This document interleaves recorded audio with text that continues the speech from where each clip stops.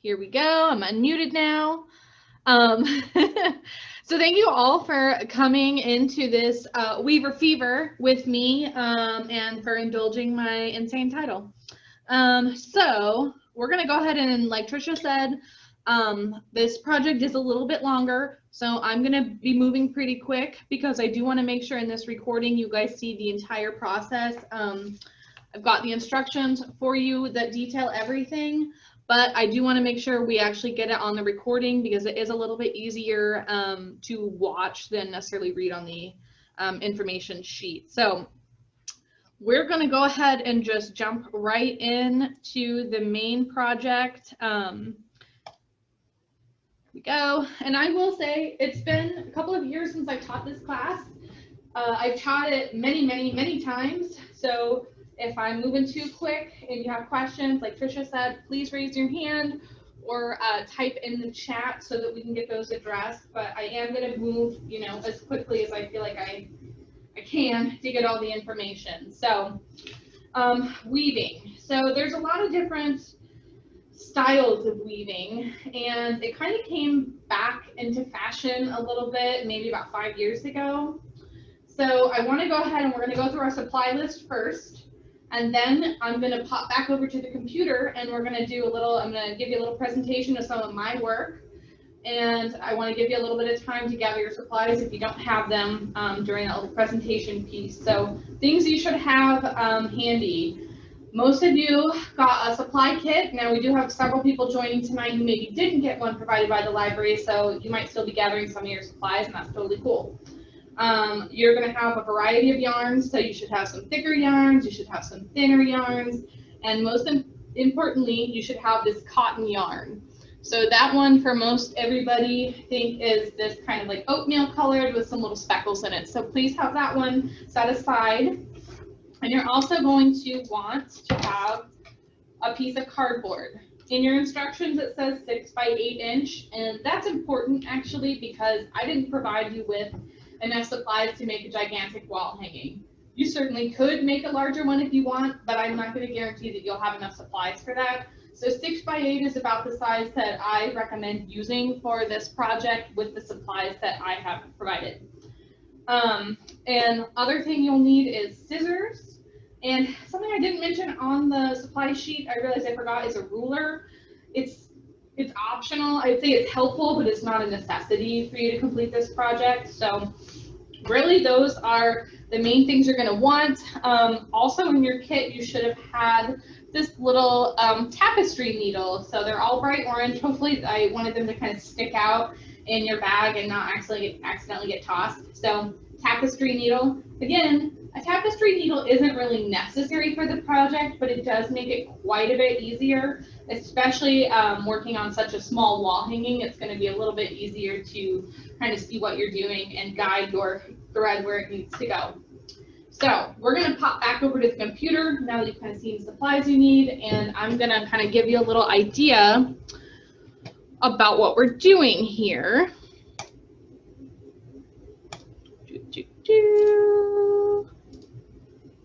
Okay, so weaving.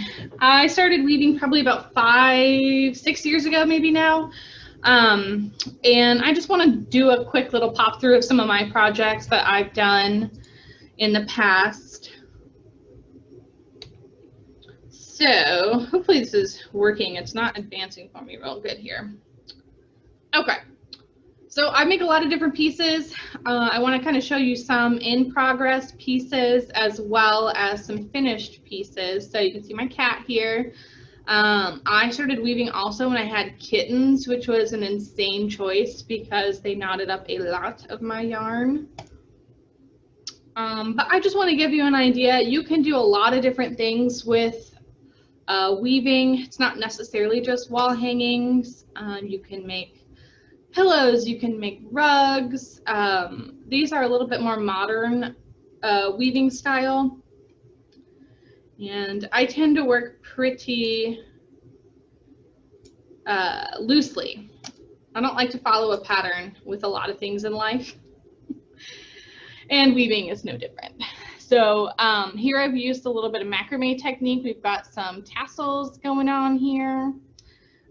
You'll also notice through some of my projects, I use different things to hang wall hangings on. So here I used to collect, I still do, those crazy old purse handles, like back when you would, it was like really popular probably in the 70s when you would make your own purse and use these wooden handles. So I use those to hang weavings on. I also use sticks.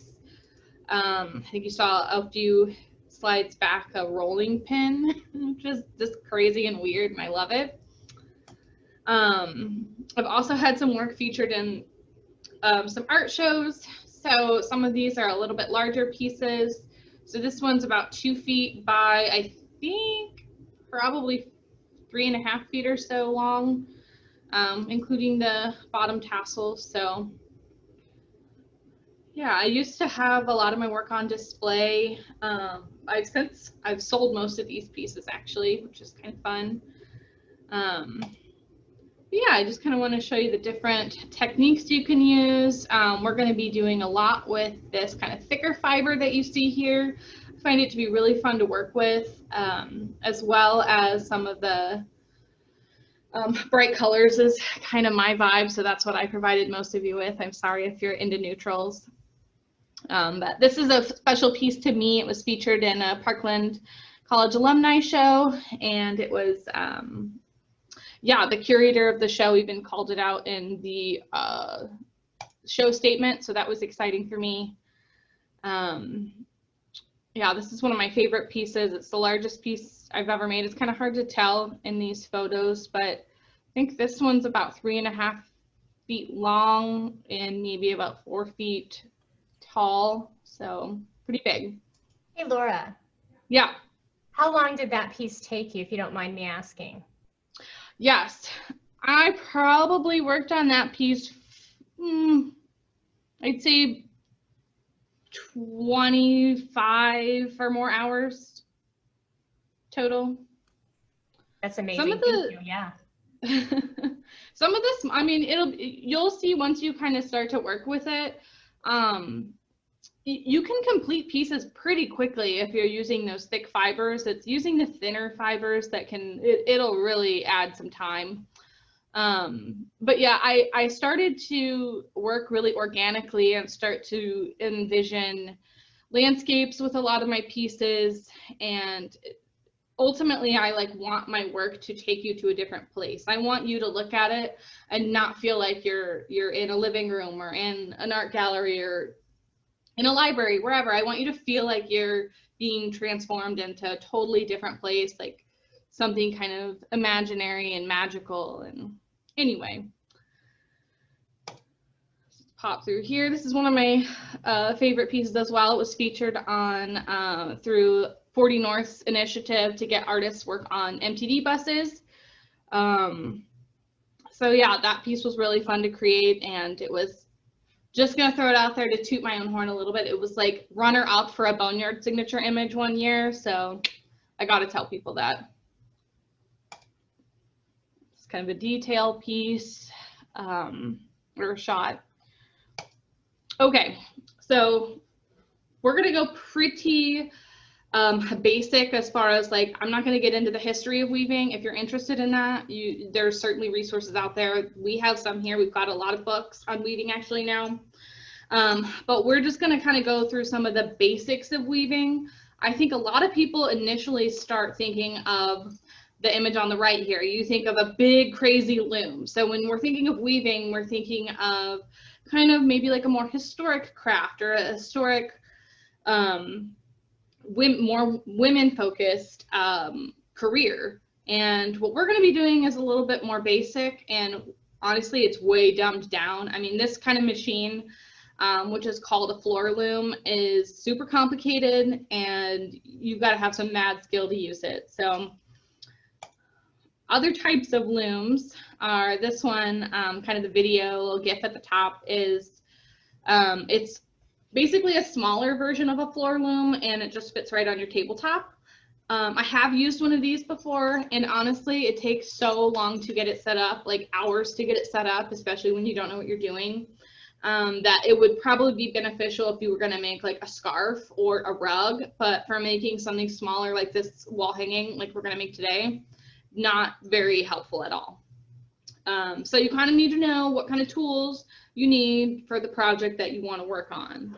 And what's cool about a frame loom, which is what we're going to be working on today, we're going to DIY one out of cardboard. You could also make one out of using just a frame, like an old picture frame and some nails, which I've done before.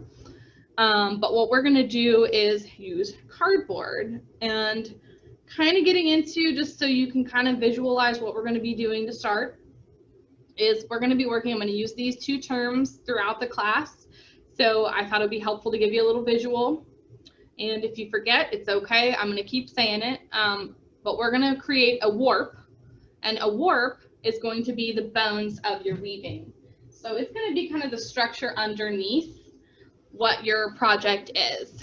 And the weft is going to be the actual fibers that you are weaving in and out of the warp. So that's what's going to be your actual wall hanging. So the warp, you're not really going to see, but the weft is going to be what becomes your artwork. So I'm going to keep using those terms, and here, just to kind of give you an idea of what I'm saying again, the weft is going to be the fibers. It's this dark color here that we're using. And then the warp on this image is the lighter color. So we're going to be warping our loom so that we can add the weft. So kind of fun words. Warp, weft, weaver fever. A lot of W's. Okay, I'm going to pop back over to our project space here. Anybody have any questions so far? I see someone said you should have an Etsy store. I do have an Etsy store, but I don't sell wall hangings anymore. However, I still have a lot I should list. I used to do markets and festivals, and I probably made hundreds of wall hangings. And I do sell them occasionally to friends and family. Okay, so we're gonna go ahead and just get started. So I want everybody to pull out the cotton yarn. Set it aside if you haven't already. And I'm going to actually follow along with the instructions with you. I usually do that because otherwise I might jump ahead. Like I said, I haven't taught this class in a couple years, so I hope I don't skip through anything. And if I do, you'll have to tell me. Second thing we're going to do is grab our cardboard. Like I said, you can use a larger piece if you want, but I will not guarantee that you're even going to have enough fiber to make your work. So keep that in mind. So to start, what we need to do, I'll show you in this kind of finished one here, is we need to cut these slots so that we can start to get our work going. So we need to get our structure going. I usually do these anywhere between, it's about ½ an inch apart. So this is where you could use a ruler if you want to be super exact. I'm just like you, if any of you have attended a Crafty Adults before, I think you kind of know that's not the way I roll, but I'm going to demonstrate here. So my piece of cardboard is like 6½, I guess, so a little bit larger, and that's fine. You could take your scissors, just holding your ruler, and just give them a little snip. Every ½ inch or so. You don't need to be too nuts. And I'm cutting, so you can see here, hold it up, maybe about a ½ inch down. You could cut a little bit more down. Doesn't need to be too exact. Put this back around here.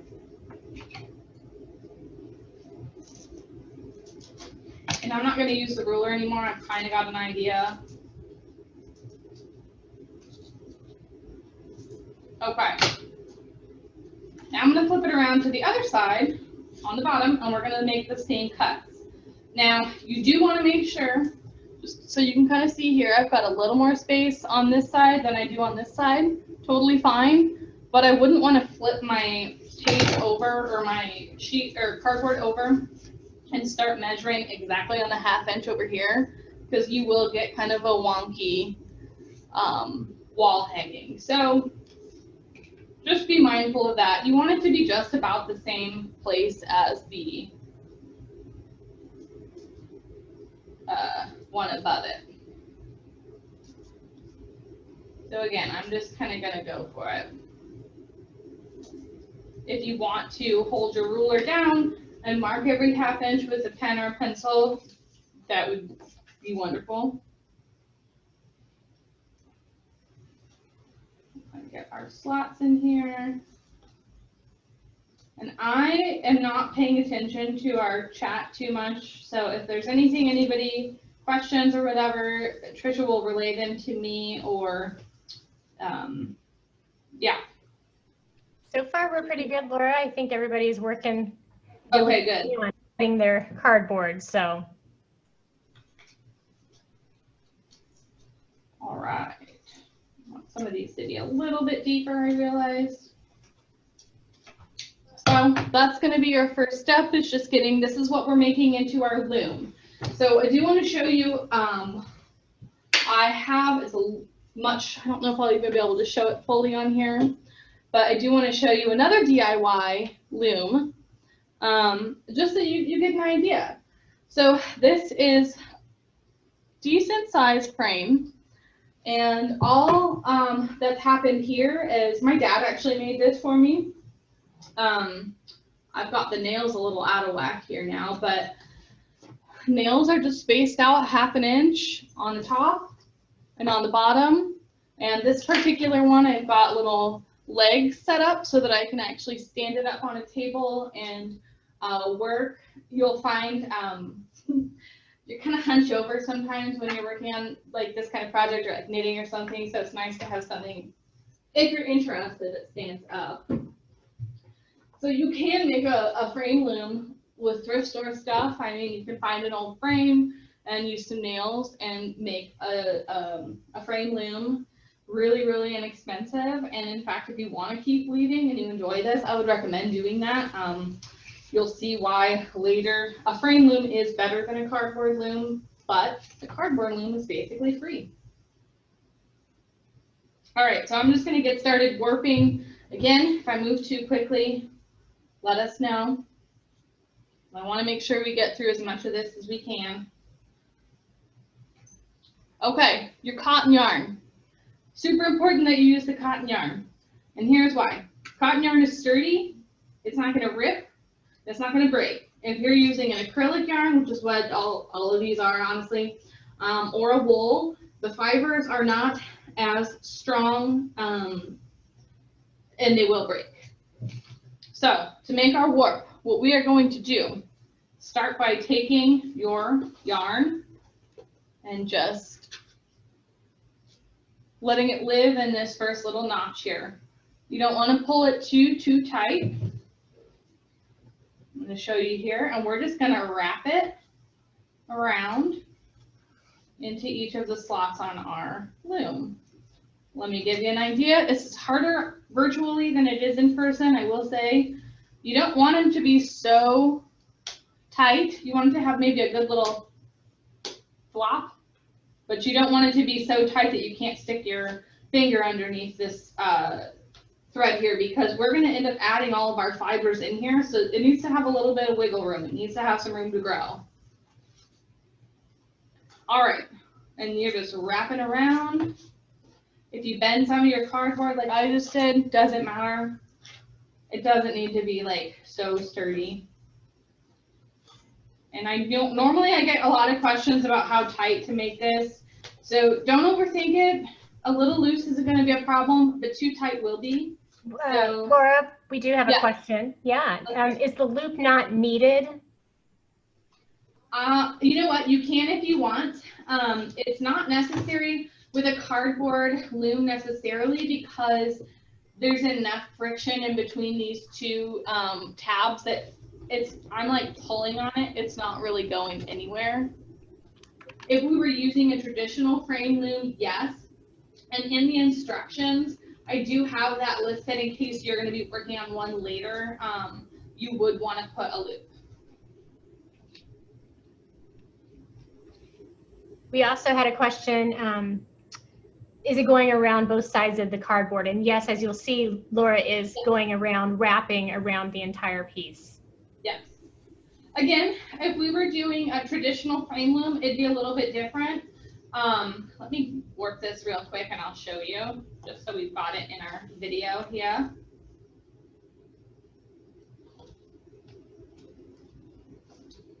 We're warped. Okay, if I was using a frame loom like this,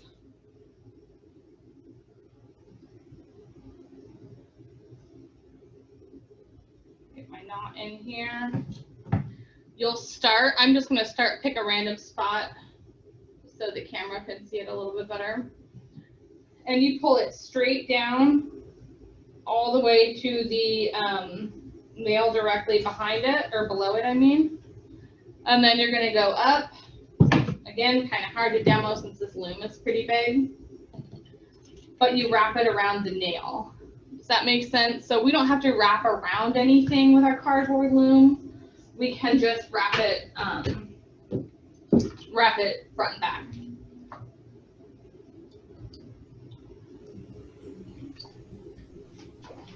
Okay, I'm going to give everybody a second to continue warping, but I'm going to have you start to mentally think about your next step. So, on this weaving here, which I made out of, when I was testing how much yarn to give you all, I had not anticipated, I forgot that I was going to have to give you enough yarn to make a wall hanging. And normally, I've never done a virtual class with weaving, so normally we all just have a pile of yarn in front of us and have fun. So, anyway, it was a little different. So, here's my wall hanging. I've got these beautiful tassels, but I've got to have something for the tassels to hang on to. So, underneath all my tassels here, you can see I've got a few rows of plain weaving. And we are going to get started with our plain weave. Now you can see in this project that you cannot see that at all. Maybe a tiny bit on the corner at the bottom. So don't be too crazy about spending a lot of time thinking about what yarn you want to use. Pick one of these thin yarns that we've provided for you. Do not use a thicker yarn for this. Thin yarn. And you're going to cut about, I'm going to unwrap here, a little hard to demo. Hold the yarn in your arms and just hold a wingspan out, so from arm to arm. And then just cut a piece.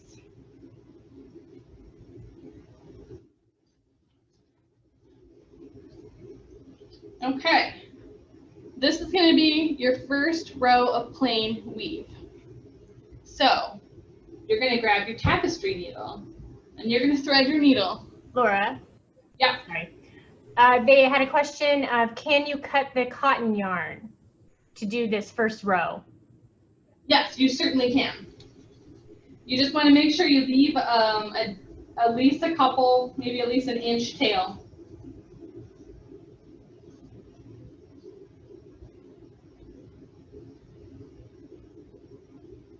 Okay, I'm gonna get started with our first row of plain weave. So hopefully everyone's picked a color. And just to give you a general idea of what we're doing, we're gonna do 4 to 5 rows of just our plain weave, and we're gonna start as close to the bottom as we can. But again, we're not gonna be too precise about it. I know that gives some people anxiety, but for me, it's a little bit free. And Laura, just a reminder, the length of the first row weave, was that an arm length, 2 arm lengths? Could you remind them? Yes, so I call it a wingspan. So if you take the yarn in one arm, I'm gonna come back to you guys here. So if you grab your yarn in one hand and then pull it through the other one, so you've got a whole wingspan, and then just snip it right there. And that's how I'm going to refer to wingspan of yarn throughout this tutorial, and that's what I mean. You want more than an arm's length, you want 2 arms. Thank you for that clarification. And just as a reminder, as Laura is working on this, if you are anxious or not feeling like you're able to keep up, you know, feel free to just watch along, and then once the video is ready, we'll send that to you, and you can do it on your own schedule and at your pace that you're more comfortable with. We want to provide you the tools so that you can do this and continue to work on it and learn how to do things in the future too. So. Yes, and thank you for mentioning that, Trisha, because I do think a lot of you will get maybe about halfway done with your project just to set up the expectation for you. I don't anticipate everyone finishing this evening because you've never done this before. It took me hours to make my first wall hanging.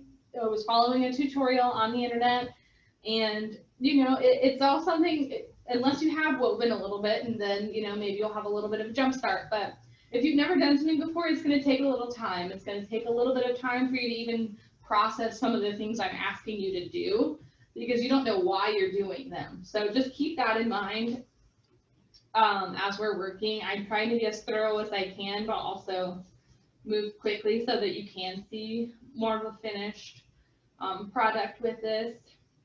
Okay, so we're going to get started with our first row. And I don't know if anyone remembers doing any kind of weaving in like grade school. I did some where we wove with straws, which I've mentioned in many classes, and almost no one has done that. So I'm starting to think I went to like a weird rural grade school, which I did. So weaving, super simple. Weaving is going over one of your works and then under the one next to it. Over, under, over, under, over, under. That's what all you're going to be doing this entire time. Over, under, over, under. Now, the pattern in which you go over, under is kind of what's going to determine how your weaving looks. So you want to go over one, under the next. You're not going to go over two or over three or under, you know, two or three when we're doing these just regular old plain weaves. So it's pretty simple, but it does take some practice to get it, to get good at it, honestly. So I've got some in the instructions. I do have a little illustration for you, but we're going to start 3 rows from the left. Okay. So I'm going to start on 1, 2, 3, and I'm going to the left. And you can just watch this. I encourage you to watch me do this before you attempt to, just so you kind of have an idea. We're going to go over, under, over. Okay, not too bad. Pull your thread all the way over here, leaving a little bit of a tail. All right, and then we're going to go back. Now we're going to go back this way. And we're going to see how we went over on this thread. So now we're going to go under, over, under, over, under. Just want you to get an idea here. All right, so I'm going to pull through. It's a little bit hard to do this while suspended, but over, under, over, under.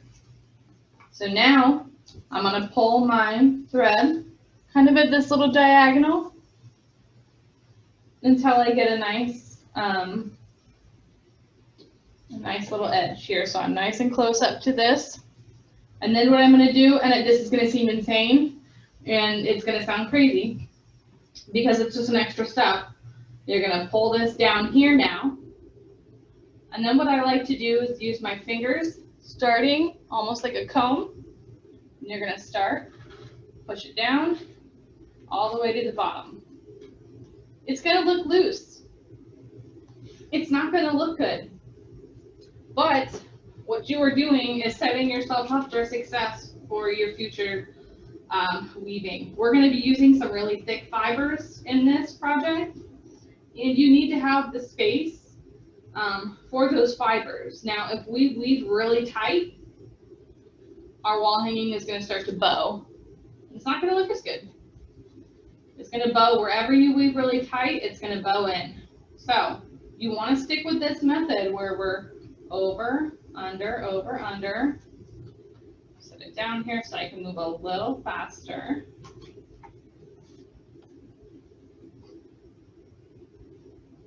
Knot it up here.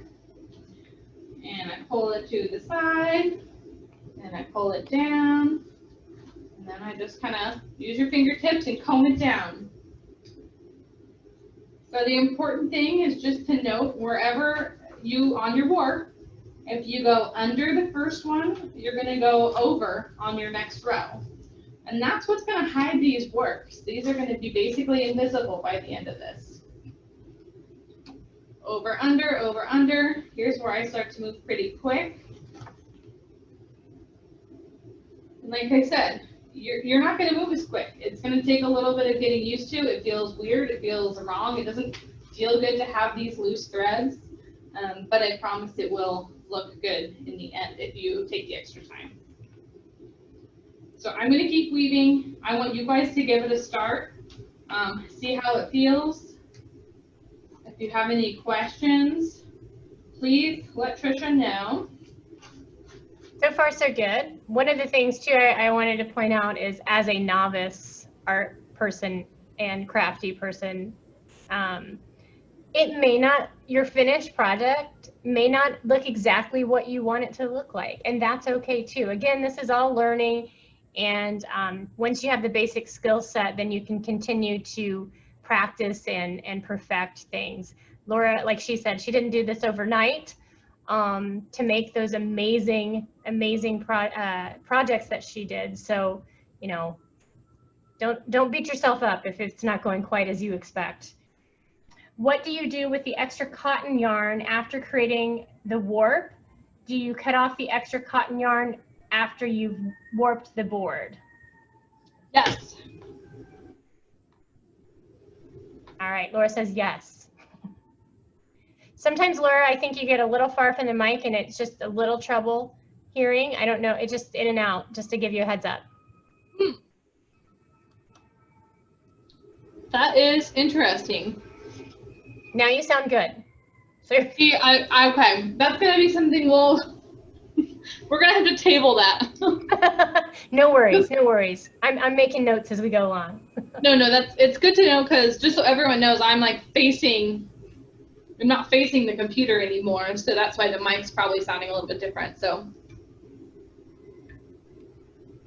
Laura has quite an amazing setup in her little studio that she's set up in there. Every time it looks a little more professional, you know, we're building. We are building and we are adapting to the virtual world. That is for sure. Okay, so I am just so I could show you. You can see I'm kind of done. I'm kind of getting to the end of this yarn here. What I'm going to do, because this part isn't going to be seen, I'm going to weave it in a couple. That's good enough. And just kind of tuck it down in here.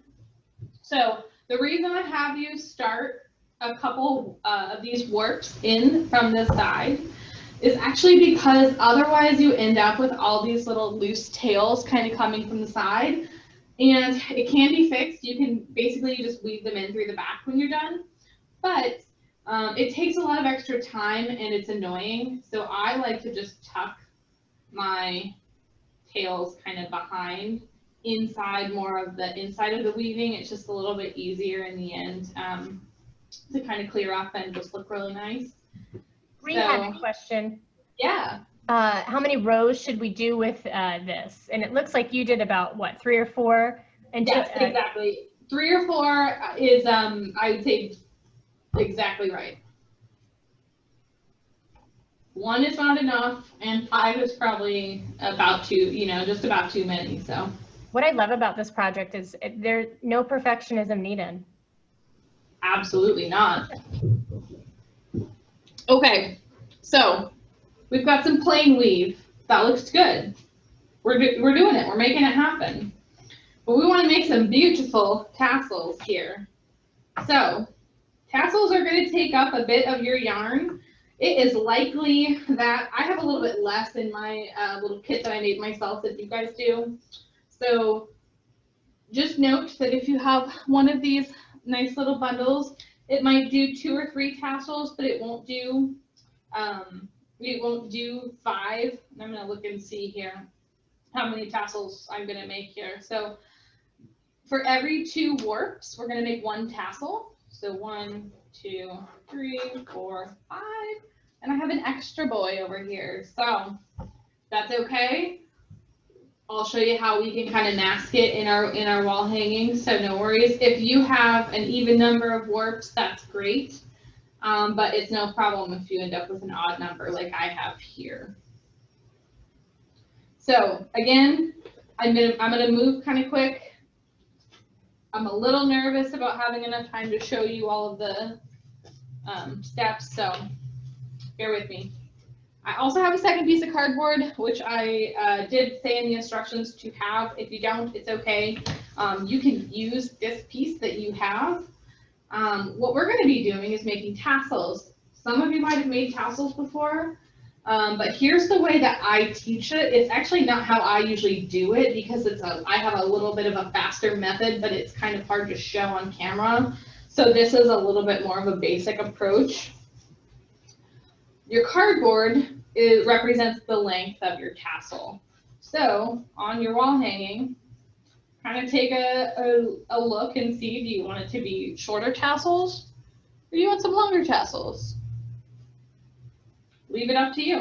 I'm going to do shorter tassels. I actually normally do really long tassels, but I don't want to get too crazy here. So tassels, they're called raya knots. If you've done any macrame, they're very similar to a lark's head knot.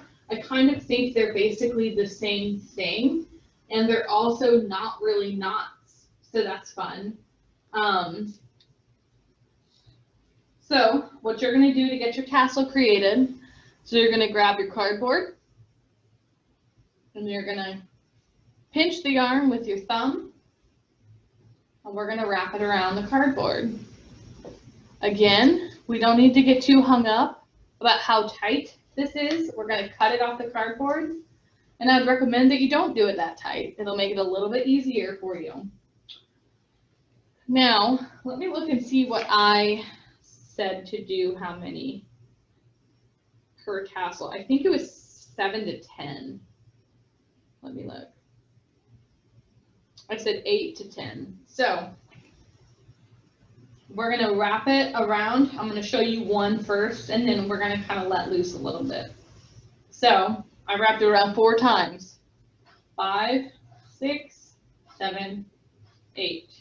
And that's going to be 1 tassel for me. So to create the 1 tassel, I'm going to cut away from my larger stash of yarn here. And then I'm going to casually just slip this off the cardboard. And you'll see it shrinks down quite a bit. So keep that in mind. You're pulling it taut on the cardboard, so it's going to stretch that yarn a little bit. And then what you're going to do is you have this kind of little loop, right? So we're going to cut the loop.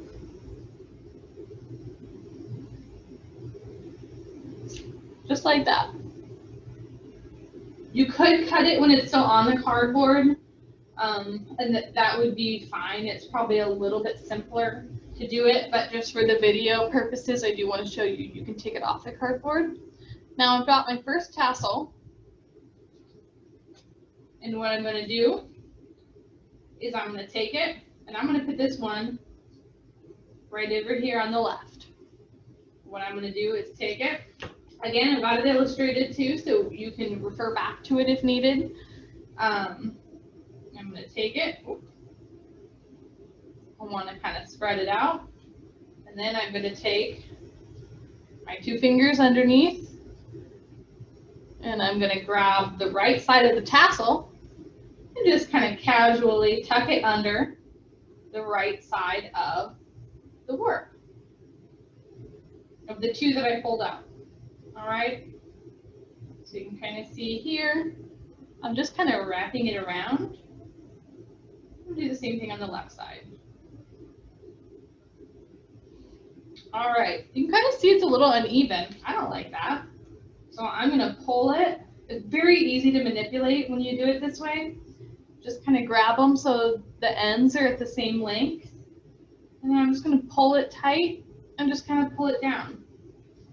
I'm gonna show you how not to do it first here. Don't pull it so tight that we start to get this bow. It's not gonna work later on. So just, if you do pull it pretty tight, you can just kind of pinch it, loosen it up a little bit. And now I've got my first tassel. Pretty easy. I mean, you don't have to have any yarn skills to do this, I don't think.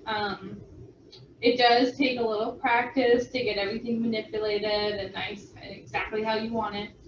But that's your first tassel. I'm gonna move pretty quick and get through the next tassels here. Lisa, we are going to run through a few of the tassels, so yeah, just follow along. Yeah, for sure.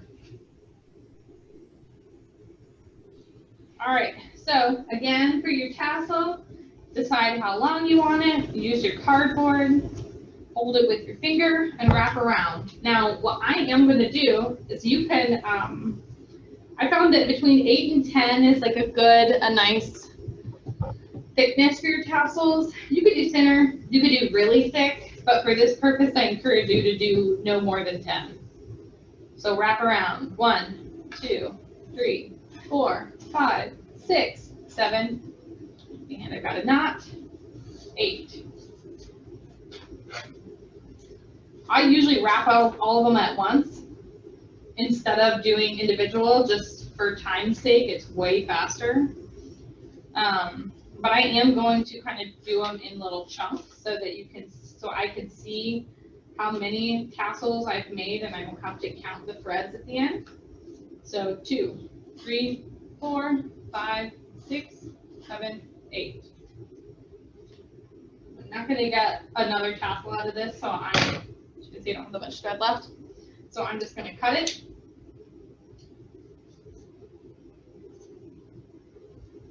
Now I'm going to cut these. I'll show you how to cut them on the cardboard.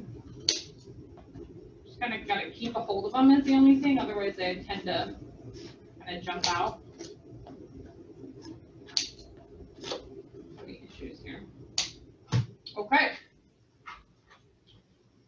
And how to place them on your wall hanging. I think I'm going to do it right next door here. I'm going to lay it over. I'm going to grab 2 of my warps here. Those are the 2 I'm working with. And then I'm going to tuck the right side under the right. And I'm going to tuck the left side under the left of my pair. So, again, they're pretty uneven, no problem. I just kind of pull them together until the bases, see here, are fairly even. Pull it down. And those look pretty good. So now I'm going to grab this one here, right under right, left under left, pull down. So I only have 2 more tassels left to do. So I'm going to, I think I'm just going to use this green here.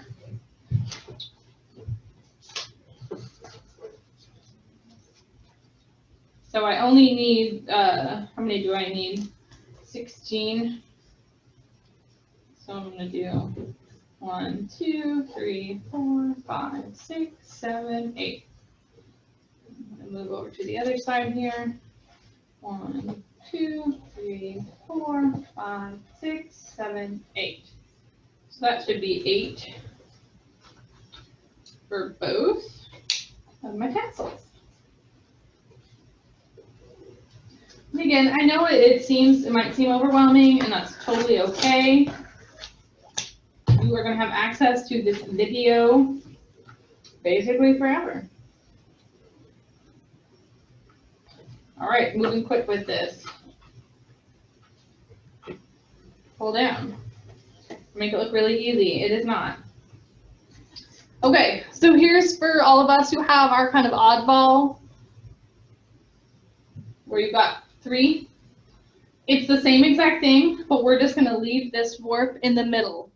So we're going to lay our tassel over. We're going to go pull the right side over. We're going to pull the left side. Mess that one up. See? Pull it just like that, and we're going to leave our center one right here, and it's all good. Pull it down. Once it's done, you really won't be able to tell the difference. And just to clarify, that's if you had an odd number to make up that difference. Yes. You can see me kind of like brushing everything down. That's just to kind of get everything nice and tight. Looks good. So now I'm going to do another few rows of plain weave. It's important that we do plain weave, and it's important that we do just our regular kind of thinner yarn. What we need is to lock these in. We don't want these going anywhere. So I'm actually just going to use, this isn't quite a wingspan, it's really just an arm span of this one, but I want to use it up. I'm going to put my tapestry needle, I've lost it. While you're looking for that, Ree had a great idea of just undoing one of the warps so that they didn't have an odd number. Brilliant. Yeah, that's fine too. Oh, I've lost my tapestry needle. How does this happen? It's like an I Spy situation. I wonder if you all see it and I can't. If I only knew what you were looking for, Laura, I could perhaps help. The needle. Ah.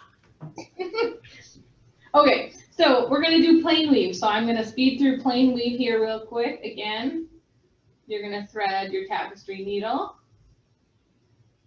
which can be honestly really annoying. Just like a regular needle and thread, it always seems like so close. Okay. Again, got my loom here. I'm going to start over here. I'm going to go under, over, under. I'm going to pull through, leaving just a little bit of a tail. And I'm going to tuck that tail kind of just behind. When you're using a frame loom where the back is exposed, this part is a lot easier because you just let it be. You don't need to actually worry about like pulling it through. You see here now it's kind of hidden. Now I'm going to go back and I'm going to do the opposite. So I'm going to go over, under, over, under, over, under. There are some super neat things you can do. You can see here I pulled a little too tight and now I'm kind of starting to bow on the side.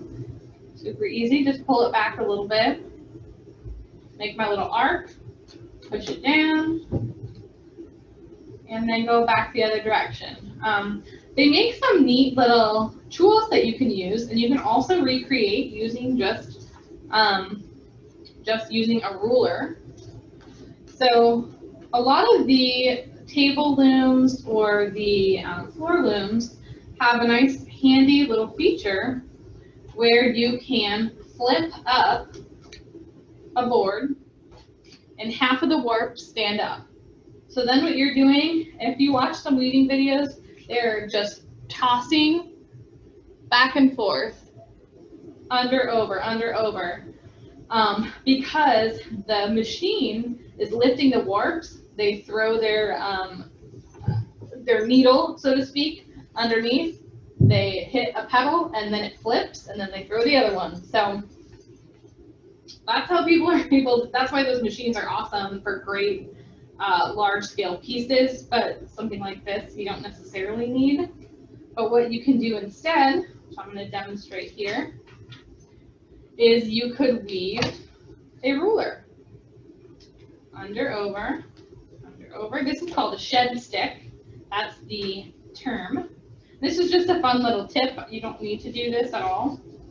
Under, over, under, over. Well, now I can just flip it up and make it a lot easier. You can see I kind of raised those warps. So I do that in a lot of my bigger pieces. It doesn't make as much sense with a smaller piece because it gets so tight here once you get those bigger fibers in. So it's not quite as effective.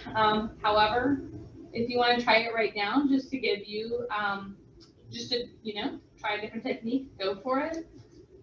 It's really nice. Okay, so you can see I'm also pulling a little bit too much here, so I'm just going to kind of undo it. There we go. And I'm going to go back. All right, I'm going to show you what a common weaving mistake is now. So what I see a lot of people doing, it sounds really basic, but it makes a big difference, is missing a warp. So going over 2, let's say, and under 1. Well, let's say you were heading back over here, and then you did it the correct way on the way back the other direction. Ooh, now we're like off balance here. Look at that. It's not going to look good. Because now you can see your warps. They're kind of shining through. So it can be annoying if you're a knitter and you drop a stitch and then like 4 rows later you realize it's like devastating. That's kind of what it feels like here. Sometimes it's pretty indetectable that you've actually, gone over one. So just keep that in mind. It's very easy to have happen. It doesn't look recognizable until you're going back the other direction. Then you kind of see what's happened. So super easy to take out. You just go back the way you came.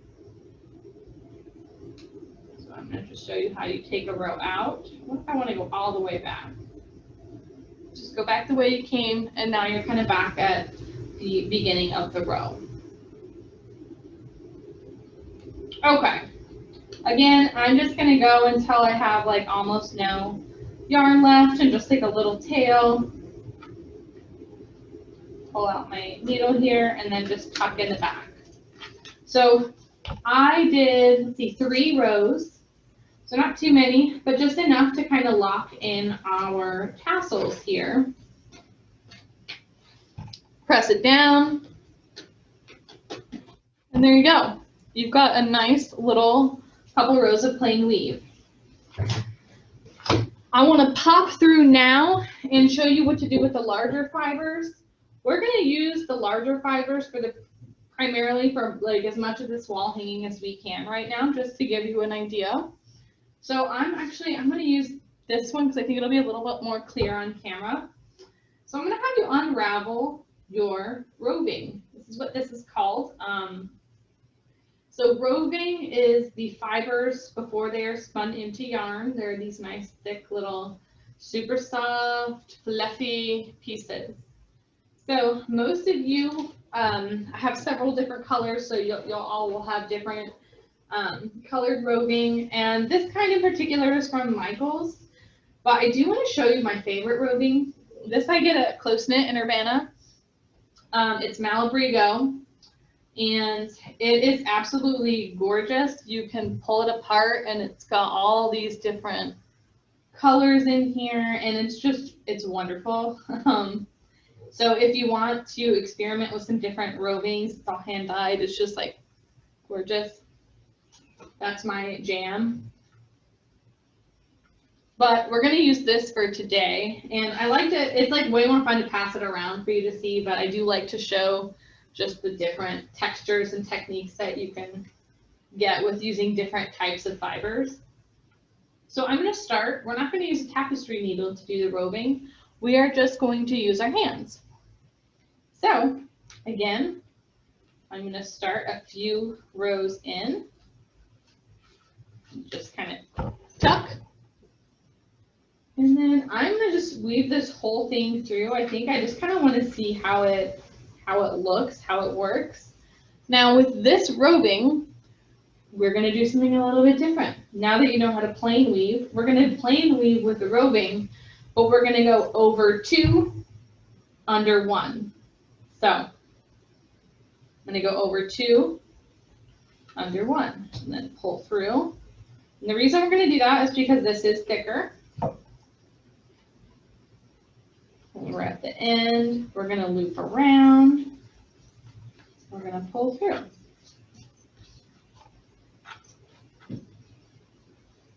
Kind of tuck it down. You see how much space this already takes up in our wall hanging? Okay, again, now I'm going to go over 2, under 1. You could separate these two if you'd like and just kind of extend your roving and actually be a little bit more specific with the colors. That's fine. It's whatever is in your heart. We're going to go over 2, under 1. Pull through. All right. Over 2, under 1. And Laura, I see you're continually brushing down the tassels to make sure those don't get pulled into your weave. Correct. And I just like constantly am like brushing down my fibers just to make sure everything's nice and not tight necessarily, but just like together. So same thing, I'm gonna go under, pull through, and then I'm gonna go over 2, under 1.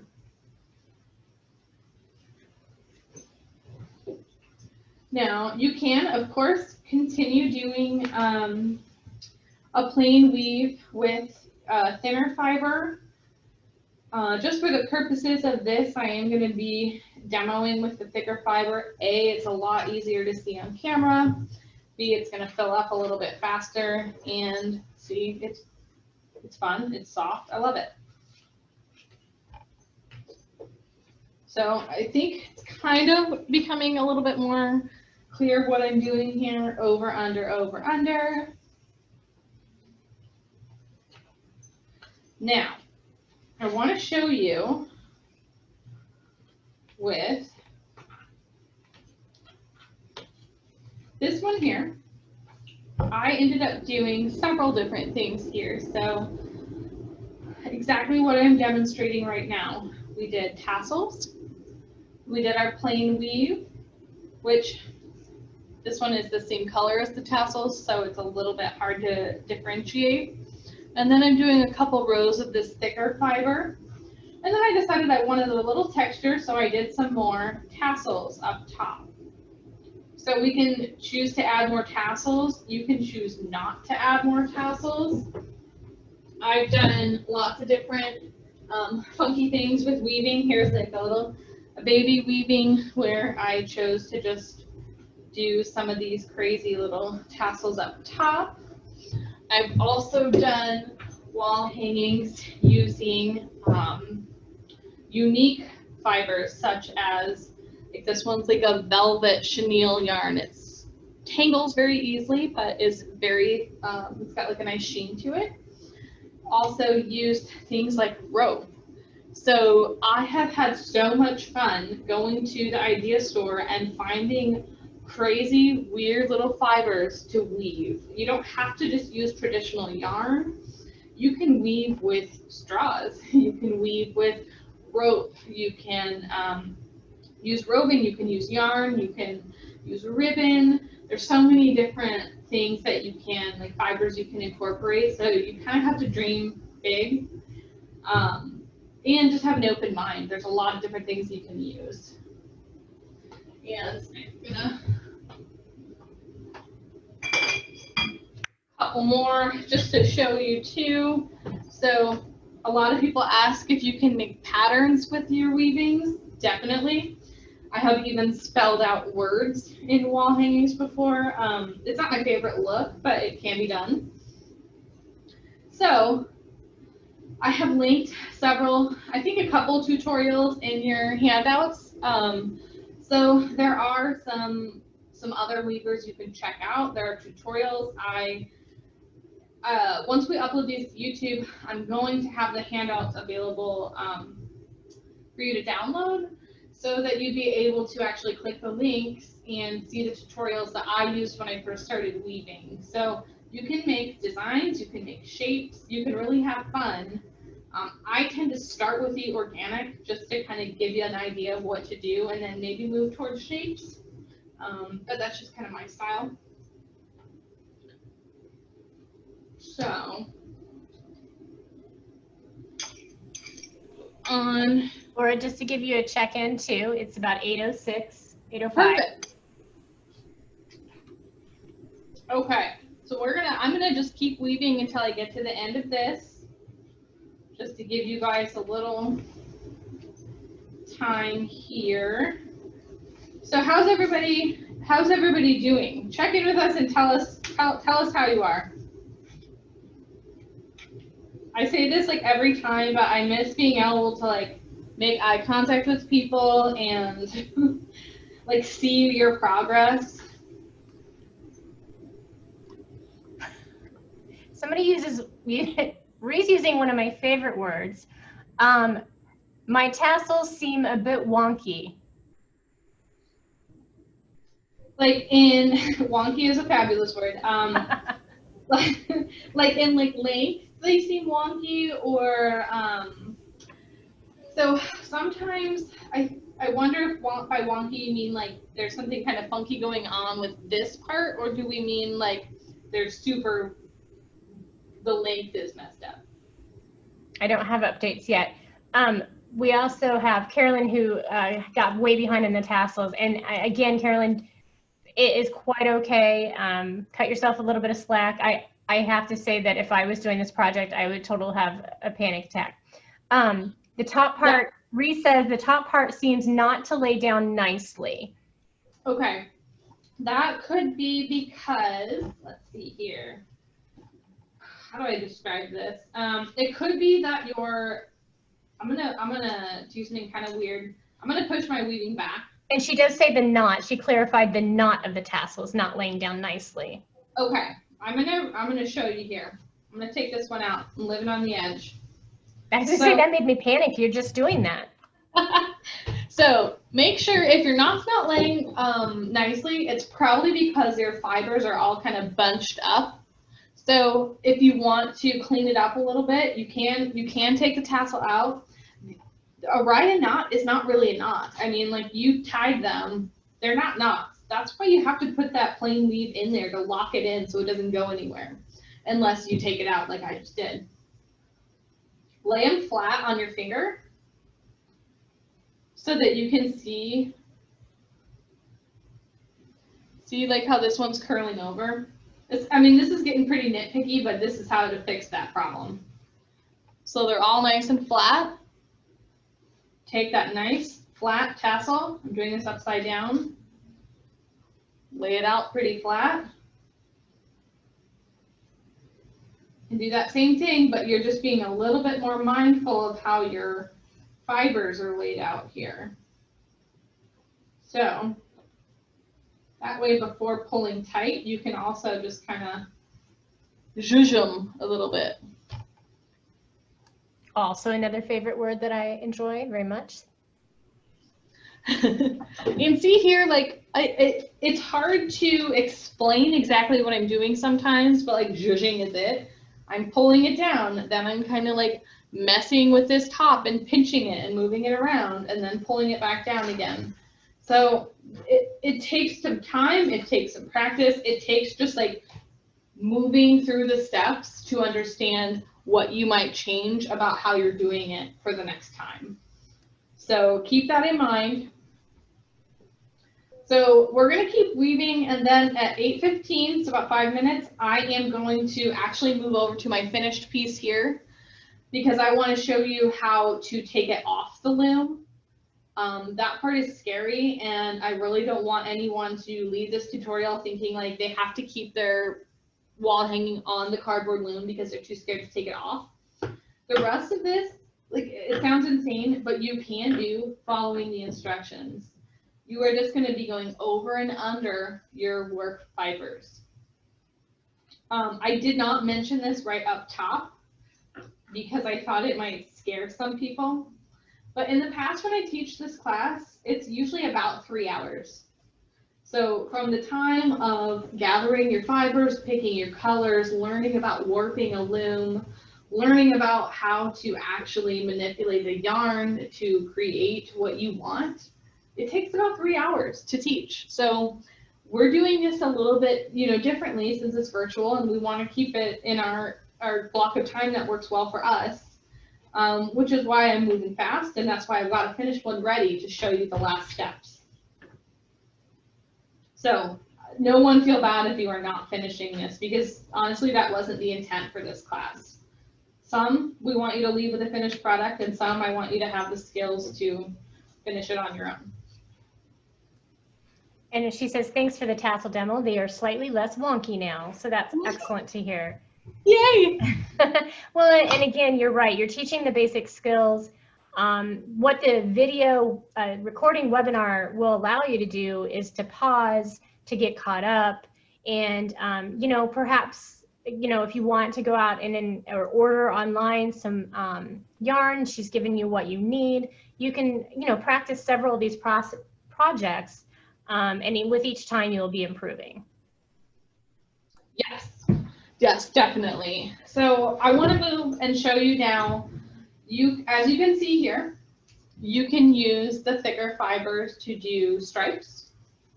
You can have it be a little more organic, like this one with the rope. This whole thing is using thicker fibers. So if you're using your roving, it's not going to take you that long to make a wall hanging. Now, for the roving that you all have, it's definitely going to be a little bit smaller, but that's okay. If you want it to just be roving, that's on you. It's great. I'm going to demo with a thicker fiber here. So you all should have had kind of like a little variety pack of these yarns, basically. I want to show you how it works with a thicker yarn. Again, thread it through. And I didn't say it out loud, but to finish the roving, I wove until the end, and then I tucked it under. And there you go. Now it's hidden. All right. I'm going to, again, just cut about a wingspan of yarn. The reason I always say wingspan is because an arm's length is too short. And anything more than a wingspan, and you're going to get your yarn knotted. It's just going to happen. Now, they make these fancy, fun tools that I use on larger pieces, where you wrap the yarn around, and this is your needle, and that way you can work with a much larger chunk of yarn and do a long seamless stripe or whatever you're doing without knotting. So these are really handy. I'm trying to think, I'm blanking on the name. I don't know what those are called too, but I've seen those. I would also suggest if you're Michael Phelps, you don't use a wingspan to measure your yarn. Yeah. In case anybody wanted to know some useless trivia, his wingspan is 6 feet 7 inches. That's insane. Yeah. I feel like my lighting just kind of changed, so I'm sorry about that. I don't know what happened. It did a Anyway, little. whatever. There it goes. We can see again. It like got kind of dark for a second. Okay, so again, anytime you use a thicker fiber, like the roving or rope, you want to lock it in. So we're going to lock it in with a thicker yarn, but we're going to actually weave under one, over one, under one, over one. And that's going to get it nice and locked in here. So I'm going to go over, under, under. You can see here, just want to show you, but I'm going under one that I went under the last time, and I actually don't want to do that on the side. It's going to bother me. So I am kind of a perfectionist about some things like that. So I'm actually going to weave from the back here just to make sure I've got my yarn where I want it. Perfect. Plain weave, we're going to go over, under, over, under, over, under. I use my other hand to kind of pull through when I'm working flat like this, and that seems to work well. And you pull at an angle, pull it down and make an arc. Why is the lighting doing weird things? And kind of tuck under. You're not going to see the first couple rows after you use a thicker fiber. They're going to kind of be hidden, and that's okay. Again, this is just super basic weaving. We're not getting into anything too crazy. I actually was looking at my house to see if I could find, I have my first wall hanging that I made, and I made it out of scraps of yarn, and the colors were not very good, and it looks not great. And I actually loved making it so much that I stayed up like late and finished it, and then I basically got to this point, cut it off, and went, yeah, I'm gonna love doing this, and I am not even gonna bother finishing it, and I'm just gonna get some good yarn and start the next one. So I have it hanging up with a clothespin, wherever it is. How amazing from where you started to where you've come. Yeah, it honestly, it was I always joke, but I am serious, that weaving was a craft that like kind of saved my life in some weird ways. I was an art major in college, and I like didn't really fit into like the art crowd. I like didn't know what to focus on and what I wanted to do, and a few years later I found weaving, and I just like started a weird business selling it and teaching it, and it was really fun. And yeah, it saved my life.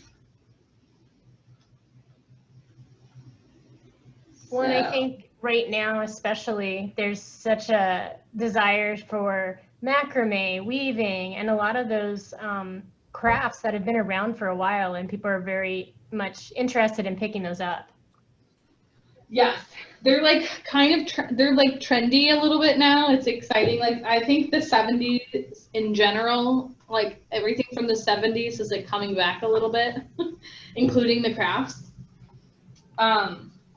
And honestly, weaving is therapeutic for me. If you like yarn crafts, if you're like not a yarn person, you might not enjoy it as much. But if you're a crocheter or a knitter, and you know you already kind of have a little bit of a handle on yarn, you might really like weaving. It's you can just be so creative with it, and you can make gifts for people. You can make stuff pretty quick. Like I didn't bring them in here. I have coasters that I made. It's seen better days, but I made a pillow out of the wall hanging. You can see I like actually use this pillow. But you can make all sorts of stuff. You don't just have to make a wall hanging. You can make, you know, pillows. You can make bags. You can make rugs. So it's got a lot of potential.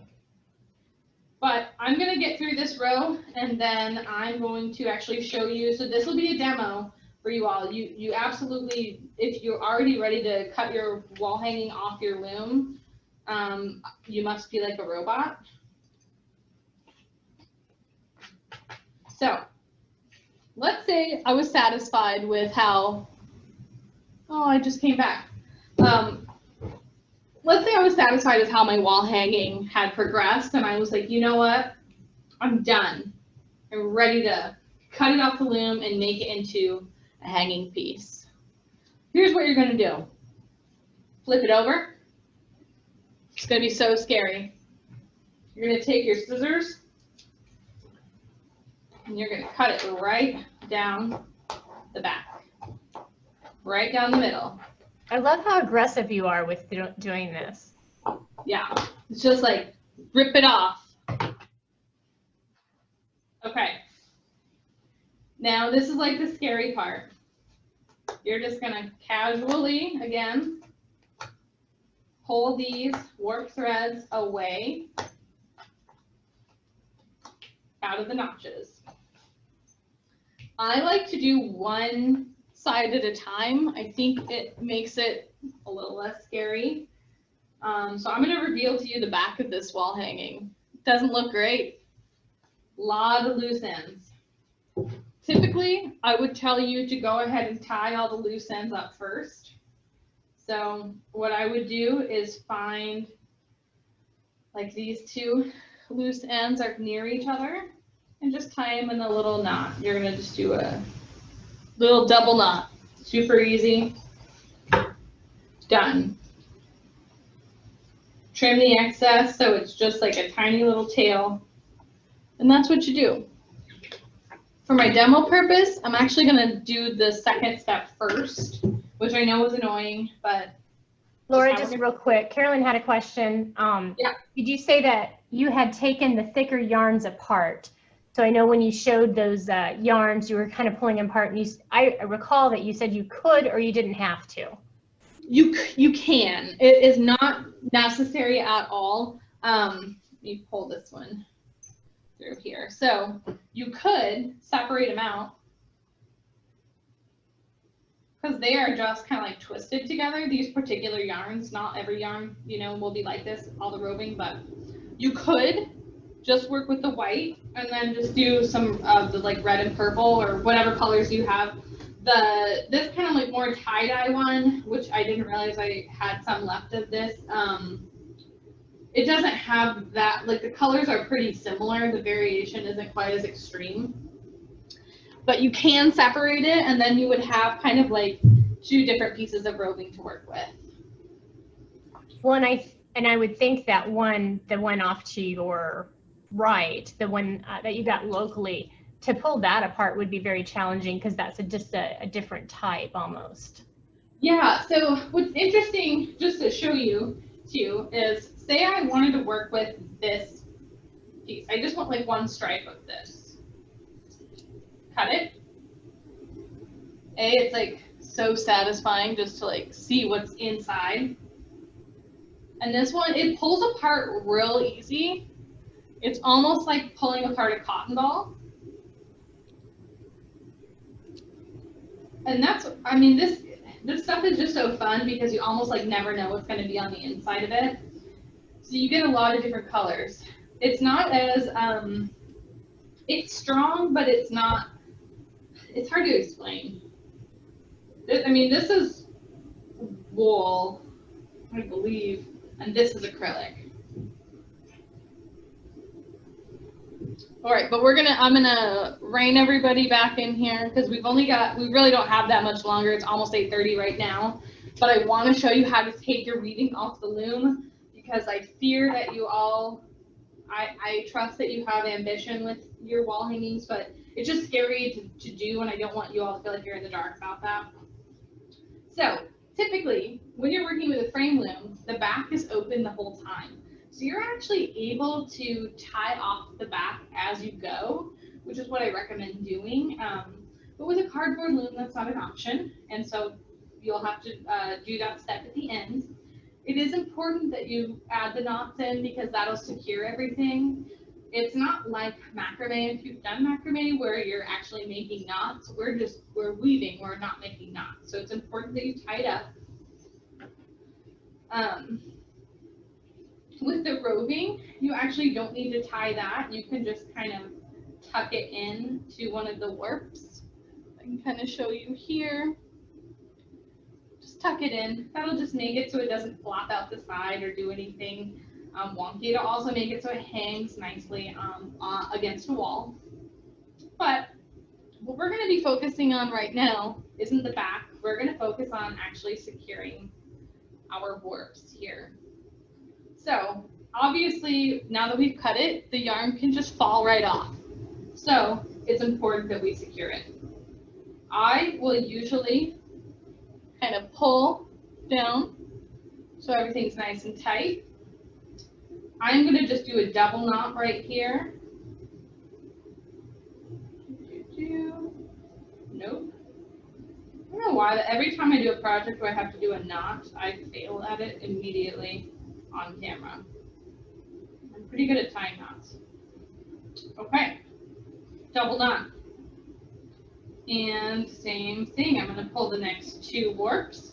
We're going to kind of tuck it down. If you have a longer tail like this, I like to do an overhand knot, which is just like this. Make a loop, put the tail through the loop, and then use your hands to guide the knot down. That's my preferred knot for a wall hanging, so I'm going to continue like this. And it's really just because the threads hang nicely, whereas these kind of splay out, and it's a little bit frustrating. Overhand knot, pull through, slide down. Not too hard. Gotta be careful. You see, I've got one trying to escape one of my stitches, so I want to keep that down. Take your 2, overhand knot, slide it down. So if you have your uneven 3, like I do, same thing as we kind of did before, we're just going to ignore that middle piece. We're going to do an overhand knot. And we're going to slide it down. Ree just wanted to comment that this part is not too hard. Ree, I think we need to hire you as our resident Crafty Adults participant who just contributes excellent things to the chat. Absolutely, absolutely, I agree. And while Laura's doing that real quick too, be sure to take pictures of your finished project or the progress and tag the library on any of our social media. We'd love to see that. Yes, and I don't think, a lot of times with these, we've been asking if people want to share video and show their project with us. I don't think, we're not going to do that this time.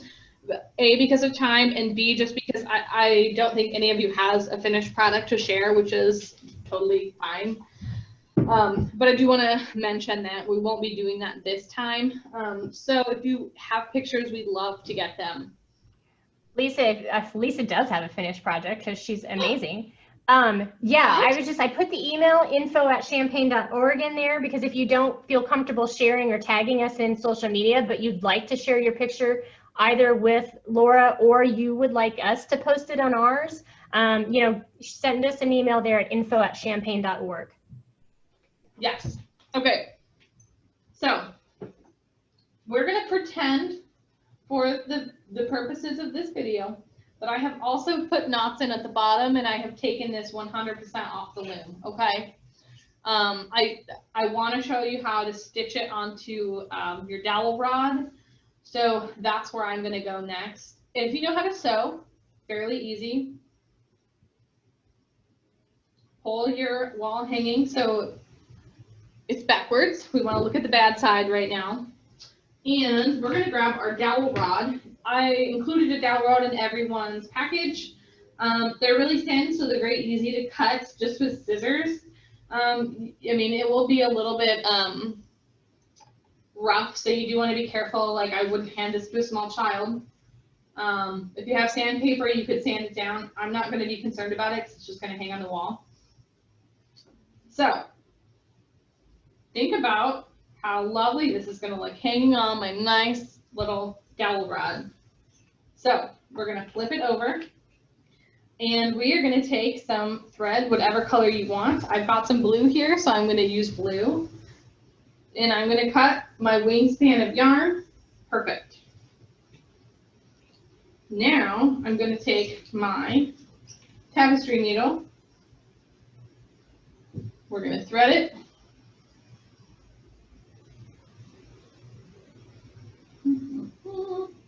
And all we're going to do is we're going to be stitching the wall hanging to the dowel rod. So I will usually, let's see here, start by kind of tucking the warp back here. Honestly, I usually take a tapestry needle and thread these down the back to hide them. Let me see if I have an example. Yes, on this one. So I just take it, put each warp on a tapestry needle and tuck it behind two of the wall or two of the weft threads here. I don't think it's totally necessary, so I'm not going to demo it. What you're going to do is just put your needle through maybe like 2 rows or so and pull it so you have a little tail. And then we're going to tie a knot, double knot. Love that. And now I've lost my dowel rod. Luckily I have it in my lap. Okay. Again, the camera angle is going to make this a little challenging, but I'm going to try. See how I'm kind of holding it on. And I'm just going to be wrapping around and stitching. Go through. See, pull tight. And now I'm kind of just, I'm sewing. I'm literally just sewing this wall hanging onto the dowel. Pull down. And I think like this and the rest of the project, so much of this you can customize to however you want it to appear. Yes. Yeah, I think that is like an excellent point. Is you also don't even have to. I mean, you don't have to hang it on anything. You could just. I mean, you could hang it on a dowel. You could hang it on a stick. You can do what I did with my first project and just hang it up using a clothespin, which is kind of insane, but it worked. It is a little bit of, I mean, it does. It takes some experience and it takes some practice to make it, you know, I will say I think I'm making it look fairly easy to do some of this, but it takes a little bit of practice, especially if you've never sewn before, just to kind of get a handle on this. So again, we're just stitching it. I kind of messed something up here, but you know what? Am I gonna leave it? Let's see. Nope. I'm gonna redo this one, so I'm gonna show you. I'm just gonna pull out and then rethread. I don't know what I did. I kind of caught it somewhere.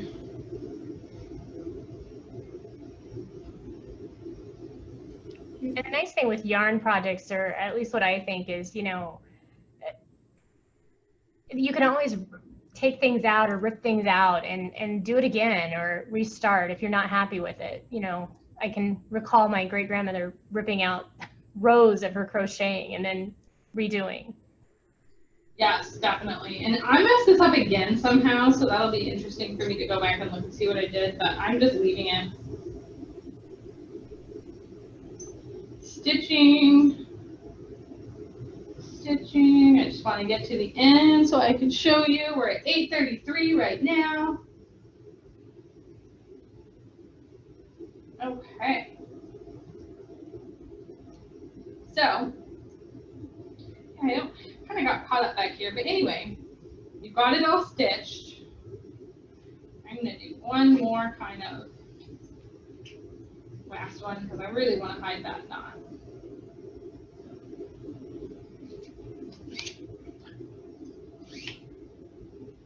Okay. So, once you have gotten your whole thing, just a second here, stitched to your dowel rod, flip it over, and I'm going to undo my knot or my thread here. And I'm actually just going to tie it in a knot, but I'm going to tie it with one of the warp threads I have here. So I'm just going to do a double knot, tie it extra tight, and then I'm just going to trim. Okay. Again, pretending as though I have knotted this, you know, from the cardboard already. Pretending I did all of that the correct way. I now have my wall hanging, but I need to make a little hanger so that we can actually hang it on the wall. So what I'm going to do is just take a piece of yarn. I usually start with like a longer piece just to start so I can customize it as needed. I'm going to do a knot. I'm going to do a double knot. And then I'm just going to kind of visualize if I was hanging it on a wall. How's that look? That looks pretty good. So now I'm just going to wrap around like this, and we're just going to do another double knot. Honestly, this is how I do it a lot, so I don't have to, I don't like wasting yarn, so this is an easy way to make sure I get it exactly the length I want. Trim it up, and my last step is going to be, let's go ahead and clear my space off just so you can see here. I kind of like my fibers, my tassels to be nice and loose, but you can do really fun stuff with angles. So you could take your scissors and say I kind of want it to be maybe more like this, or maybe I want it to kind of taper down in the middle. You can do that. So I'm just going to use my cardboard as a little guide here. I'm going to hack off some of my tassels just so I get that nice semi-straight angled line here. Just like that.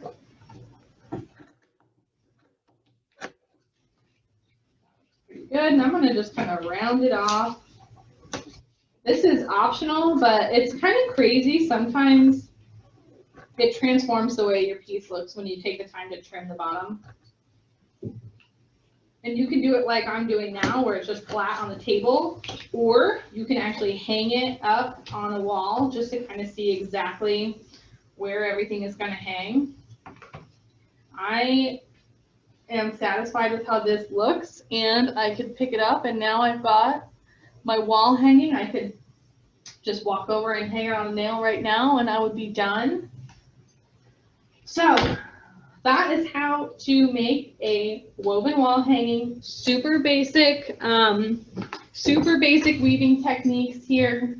Again, you have complete instructions. These are all things that I've illustrated for you that have these details on how to finish your wall hanging. So you don't need to be panicked if you didn't get to this point. You have everything you need to complete your woven wall hanging.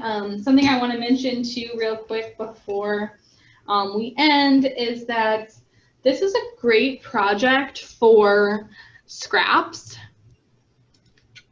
So if you have a lot of, like if you are a knitter or a crocheter, you have a lot of scraps, this project is so great because you can use, you could use anything and it would look good. You can see how, like, even in the one that I was working on, I didn't use that much yarn here to make this pretty decent sized stripe. So it's a great project for all those like tiny little skeins you have like hardly anything left and you're like, I don't want to throw it away. It was really expensive and it was really pretty, but what do I do with it? I can't make anything out of it. You can weave with it. So weaving can be a pretty inexpensive hobby to pick up, especially if you already have a lot of yarn at home. So I'm kind of looking, anybody have any questions? I know it was kind of speed round at the end, but. I think we kept up with most of the questions along the way. And again, I think we definitely are emphasizing, watch the video, pause it as needed, do it on your own time, and so you feel comfortable and confident with it. I also want to give a shout out to Laura. The wonderful handouts that she created for you. She drew the graphics and the images because she's just that good. So I just wanted to brag on her a little bit because quite frankly, I'm amazed with her artistry and what she can do. Because as I said, I would have had a panic attack if I was trying to do any of that. I'm not artsy by any means. So I thank you guys for joining us. That I wanted to share. We have this book here and I recommend checking it out. This is the woman whose tutorial I first used. She actually ended up writing a book about weaving and it's an excellent book. Her tutorials are like fantastic. They're so well done. So if you're looking for like inspiration for different kinds of projects to do, DIY woven wall art by Rachel Denbo. I believe that right now it's in on our catalog. I think we have it highlighted. So you should be able to see some weaving stuff there too. And to that, you know, we are closed to the public, but we are doing curbside. So if you are not familiar with how to search our catalog, give us a call, shoot us an email. We can guide you through, we can teach you how to do that, or we can do it for you. You know, that's what we're here for. So we can make those requests for you. Definitely. Cool. Thank you so much, Trisha, and thank you guys for joining us. I really I love getting together with you guys every month and making something. So I really appreciate all of you joining us today and taking time out of your busy lives and schedules and days to just unwind for and do share your pictures. We want to see what you've created. So yes. All right. Thank you all. Bye everyone. Have a great evening.